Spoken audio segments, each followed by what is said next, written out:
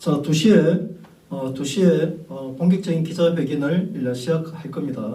그 전에 저희가 좀 사전에 이제 사전 발언을 좀 하고 그다음 기자회견 이후에 또 추가적인 현재 상황에 대해서 이제 몇 가지 더 안내하도록 하겠습니다. 자, 제가 먼저 한 가지 안내 말씀 좀 드리도록 하겠습니다. 지난번 일전에 그 투개표 부정선거 거짓 선동가에 대한 이제 고발장을 저희가 이제 서초경찰서에 이제 접수된 사실이 있습니다. 여기에는 피고발인이 민경욱 전 의원을 비롯해서 가로세로 연구소의 이제 강용석과 김세희, 그리고 이제 공병호 전 의원, 그리고 이봉규 박사님, 그리고 황교안 전 대표죠. 그리고 바실리아 TV 조슈아, 그리고 변호사 박주연 변호사, 그리고 강남경찰서 이제 범죄 10팀의 김환익 팀장, 이렇게 총 9명에 대해서 제가 고발을 했었는데 그 경과에 대해서 제가 좀 말씀을 좀 드리겠습니다. 원래는 제가 이제 이게 가세현이 사실 해당되죠. 가세현 같은 경우에는 이제 애초에 2020년도에 그때 그 4.15 총선 직후부터 부정선거 이제 거짓 선동을 시작하면서 이제 전국적으로 이제 재검표를 이제 이걸 해야 된다.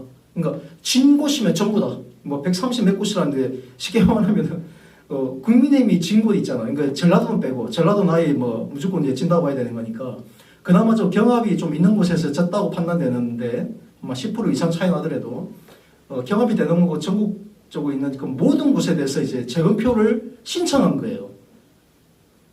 그럼 사실 그게 이제 그 상식적인가요, 이게? 오늘도 뭐 김채환이라는 그 유튜브 하시는 분도 그런 얘기를 하는데 마치 이제 뭐 139곳인가 그 재검표 신청한 것이 마치 아주 대단한 범죄 사실이 있어서 범죄였던 그 부정선거에 증거가 있어가지고 이제 130 몇 곳을 재검표를 신청한 것처럼 그들은 선동하고 있지만 한마디로 미친 짓 아니에요? 지금 국민의힘이 의석을 갖고 있는데 지금 110석 가까이가 되는데 그 130까지 만약에 전부 부정선거로 민주당이 다 당선됐다고 주장한다면은 그러면 국민의힘이 250석, 240석 이상 가져가는 게 정상이었나요? 이거 말도 안 되는 그런 이제 억지와 같은 이제 그런 거짓 선동을 하면서 재검표에 필요한 그 비용이 있습니다. 법적 비용을 제가 정확하게는 산출 못했지만 한 곳당 뭐 5천만 원 정도를 이제 산출을 해가지고 뭐 100여 곳만 따져도 5천만 원이면 얼마죠? 50억인가요? 그 50억이라는 돈을 가세현에서 모금을 한 거예요. 재검표한다고. 그런데 그 가세현의 그 강용석 변호사 같은 경우는 강용석 씨 같은 경우는 변호사잖아요. 변호사 출신. 누구보다도 법에 대해 잘 아는 사람이에요. 네? 누구보다 잘 아는 사람인데 재검표에 대한 이제 그 재검표에 대한 그 비용 들어가는 부분들은 이거는 그 정치 자금 비용이기 때문에 후보자 당사자가, 그리고 재검표는 선거 이후에 어떤 선거 무효 소송이라든가 재검표를 이제 법적으로 청구를 하려면은 선거 당사자 후보가 청구를 해야 되고 당사자가 청구해야 되고 제3자는 안 됩니다. 선거 관련해서 제3자는 안 돼요. 후보자 그리고 정당 그리고 선관위 그 세 기관 내에서만 이제 선거법과 관련된 이런 이제 소제기를 할 수가 있어요. 그런데 가세현에서 그 당연히 이제 그 후보자나 정당에서 만약에 그 선거 관련 소송을 제기하게 된다면은 그에 소용되는 비용들이 있잖아요. 그 비용도 후보자나 정당에서 부담해야 됩니다. 이 지극히 상식이거든요. 상식인데 가세현에서 한 곳당 5천만 원 해가지고 한 136곳 해가지고 한 60억 가까이 되겠죠. 그 돈을 모금을 해가지고 자기네들 그 비용을 이제 대줘서 이제 한다는 이런 말도 안 되는 거짓 선동을 자행했던 거예요. 그때 당시에 이제 이미 그 2020년도죠. 2020년 이미 5월인데 4.15니까 5월경부터 이 문제가 이제 법적으로 이제 그 불거지니까 언론에도 간혹 올라왔었습니다. 법적 문제가 있다. 정치자금법 위반이라든가 이제 문제가 있다고 얘기가 나오니까 뒤늦게서야 이 사람들이 뭐 부랴부랴 이제 후회했던 뭣도 모르고 이제 가세현 강용석이가 변호사니까 그 정도 법 지식도 없었을까 싶어서 이제 너나 할 것 없이 뭐 많게는 뭐 1,000만 원 이상씩, 적게는 뭐 5만 원, 10만 원씩 전국에서 모금된 게 제가 그때 듣기로는 한 2, 3일 만에 한 수십억이 모였던 걸로 기억해요. 네? 말도 안 되는 그런 범죄 행각들이 백주대낮에 벌어졌습니다. 백주대낮에. 네?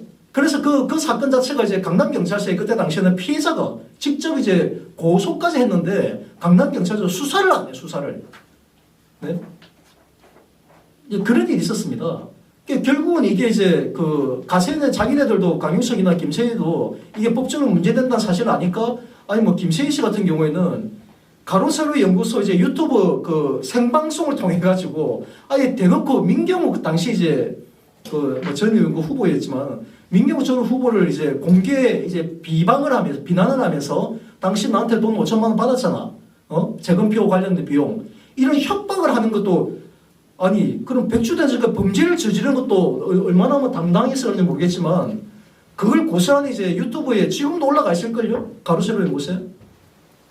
아니 그런 일이 벌어졌는데도 경찰에서는 수사를 안 했습니다. 아예.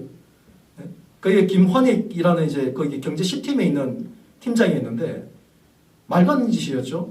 결국 그런 일이 있다가 뭐 제가 이제 이번 작년이죠. 이 고발장을 접수했는데 시점이 작년 9월인가 8월에 5일이구나. 작년 8월 5일 날 제가 고발할 때 그 김환익 팀장까지 같이 이제 그 직무유기를 해가지고 고발을 했었습니다. 그런데 제가 사실 이 고발장 내용을 보시면 알겠지만 이 상당히 두께가 있죠. 상당히 두께가 있습니다. 이게 전체 고발장이 이제 양면으로 됐기 때문에 단면으로 하면 이게 두께가 2배가 됩니다. 이 안에는 뭐가 있냐면은 실제 우리가 이제 투개표를 하게 되면 선거를 치르게 되면은 사전 투표에 대한 매뉴얼, 그러니까 우리가 사전 투표장에 가신 분들 알겠지만 뭐 사전 투표장이나 투표장 그리고 개표장에 가시면은 사무원들 있잖아요. 투표 개표 사무원들 있잖아. 그런데 그 사무원들이 알아야지 업무를 할 거 아니에요. 알아야지. 그게 매뉴얼이에요. 매뉴얼. 이게 이제 그 매뉴얼을 저기에 다 담아놨습니다. 이 선관위로부터 제가 협조를 받아가지고 이거 사전 선거부터 해가지고 투표 관리 매뉴얼 보이시죠? 자, 이런 것처럼 해가지고 제가 이런 매뉴얼을 다 받았었어요. 다 받아가 공유까지 해놨는데 아니 부정선거를 제기를 하려면은 기본적으로 투개표가 어떻게 흐름이 진행이 되는지 투개표 사무원들이 어떤 기준을 가지고서 업무를 진행하는지 알아야 되는 거 아닌가요? 이걸 알아야만이 저 사람들 왜 부정을 해? 왜 그 정해진 규정과 다르게 엉뚱한 짓을 해? 하면 이런 것도 우리가 채정을 해가지고 바로 경찰에 신고한다든가 해서 현장에서 바로 이제 범죄 행위를 적발하는 거거든요. 아니 그런데 민경을 비롯해서 공병호 이 작자들은요 이런 기초 사실관계를 깽긋깡긋이 무시해버려요. 아니 보지도 않아. 한 번도 안 열어봤어. 그 사람들은 하나도 안 보고서 무조건 이제 투개표 이제 그 참관인들이 뭐 찍어서 이제 여기저기 뭐 유포되는 그리고 전혀 이제 그 신분도 증명도 안 되는 뭐 조슈아 같은 애들 바실리아 TV 그 조슈아라는 친구 있는데 그런 친구들을 거기 뭐 공병호라든가 민경호 거기 채널에다가 앉혀가지고 마치 유명 인사나 된 것 마냥 네? 그런 친구도 앉혀가지고 무슨 통계학적으로 뭐 이 모든 부정이 자행되었다라고 뭐 그런 식으로 애국진영이라 막 버틴 거예요. 네? 이제 곧 두셔야 되네요. 아무튼 이제 그런 일들이 있었어요. 그러니 말도 안 되는 이런 일들이 벌어져가지고 아니 그렇지 않습니까? 이런 기초 사실관계도 확인도 안 하고, 네? 기초 사실관계를 확인도 안 하고 무조건 내지르는 거야. 네? 그러다 보니까 우리 애국진영에 많은 이제 우리 자유애국진영에 있는 많은 우리 유권자들, 우리 동지들이죠. 그런 분들은 어떤 상황이냐면은 강용석 변호사죠. 네? 뭐 공병호도 박사, 상당히 이제 그 사회적으로 영향력 있는 사람 아닙니까? 그런 사람이 이런 부정선거를 주장하다 보니까 야, 저 사람들이 당연히 어떤 전문적인 지식 다 검증을 하고서 이런 주장을 했을 거야. 다 신뢰를 하고 있는 거예요. 하다못해 얘기하지 마세요. 하다못해 이제 그게 누구 황교안 다들 알다시피 황교안 같은 경우에는 공안검사 출신에다가 뭐 선거 관련 이제 범죄에 대해서 이제 전문가라고 뭐 정평도 나 있지 않습니까? 본인 스스로도 얘기하지만 그 사람이 어떤 지위라는 그 사람의 신분만을 믿고서 우리 자유애국진영은 야 저분들은 당연히 이런 기초적인 사실관계 다 확인하고 이런 주장을 할 거야 라는 막연한 신뢰를 갖고서 이분들이 막 쏟아내는 거죠. 그냥 진실처럼 다 받아버린 거예요. 다.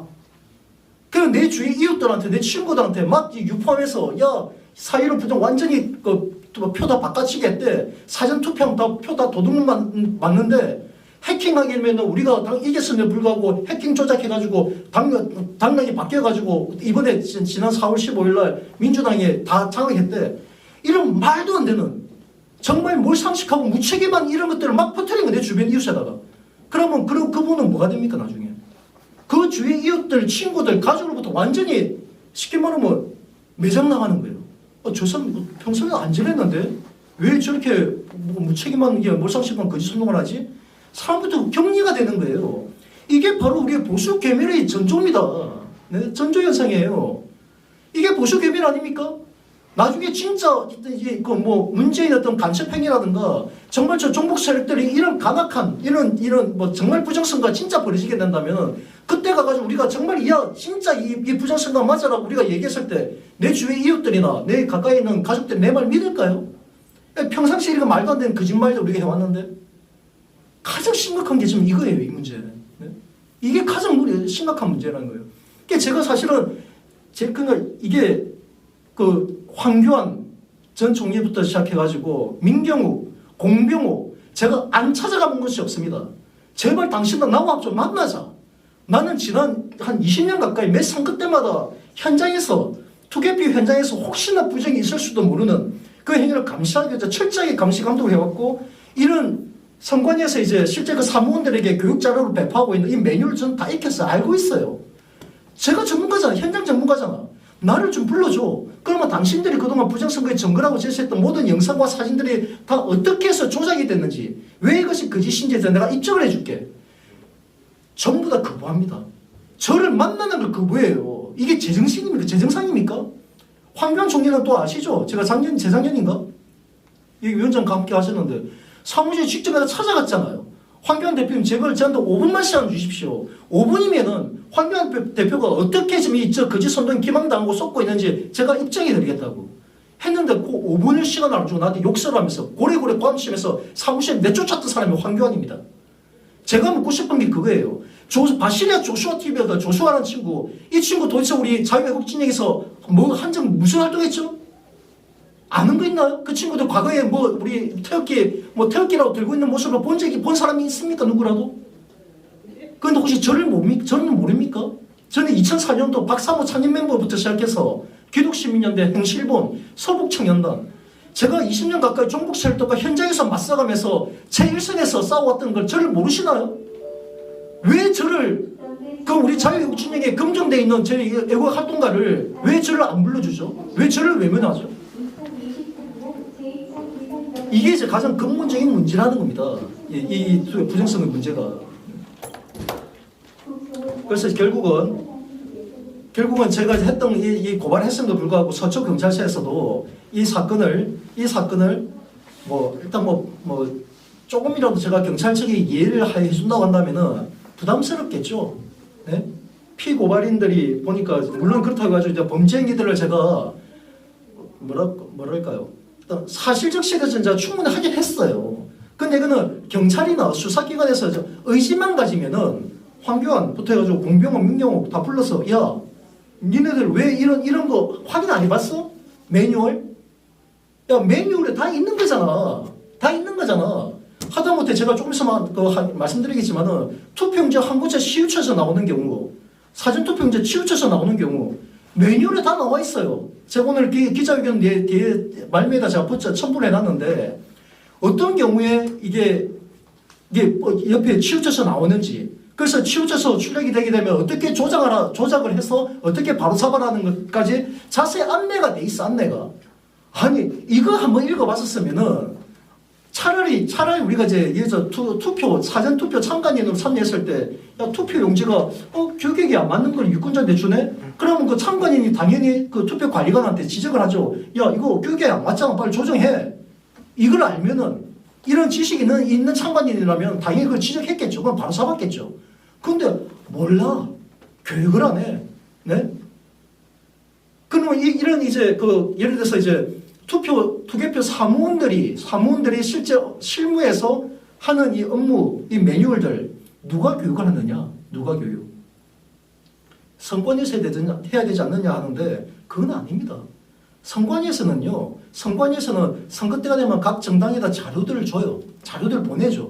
관련된 자료를 보내주면은 그 정당에서 왜 정당에서 추천하지 않습니까? 참관인들을 추천할 때 각 정당에서 교육을 하라고 교육 자료를 제공해주고 그리고 만약에 해당 그 정당에서 선관위에다 도움을 요청하면은 선관위에서 직접 가기도 하고 적극 협조해줘요.